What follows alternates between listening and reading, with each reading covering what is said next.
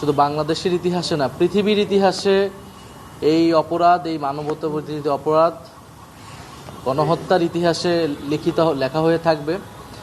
এবং এই মামলায় এখন পর্যন্ত এটা ব্যক্তি হিসেবে শেখ হাসিনাকে আসামি করে এই মামলা চলমান আছে বা বিচারটা হয়তো আসবে, কিন্তু আমি মনে করি যে এটা শুধু ব্যক্তির সংগঠিত অপরাধ নয়, বরং এটা রাজনৈতিক অপরাধ। ফলে দল হিসেবে আওয়ামী লীগকে বিচারের আওতায় আনা উচিত। ট্রাইব্যুনালের শেষ সুযোগ আছে, আমরা ট্রাইব্যুনালের কাছে আবেদন জানাবো। ট্রাইব্যুনালের কাছে এখন যথেষ্ট তথ্য প্রমাণ এসেছে এবং শেখ হাসিনা যেহেতু দলীয় প্রধান এবং রাজনৈতিকভাবে ক্ষমতা নিরঙ্কুশ করতে, ক্ষমতায় টিকে থাকতে জনগণের বিরুদ্ধে গিয়ে তাকে জনগণকে হত্যার সিদ্ধান্ত তিনি নিয়েছিলেন, জনগণ প্রতিরোধ করে তাকে উৎখাত করেছিল। ফলে এটা আওয়ামী লীগের সংগঠিত অপরাধ রাজনৈতিকভাবে।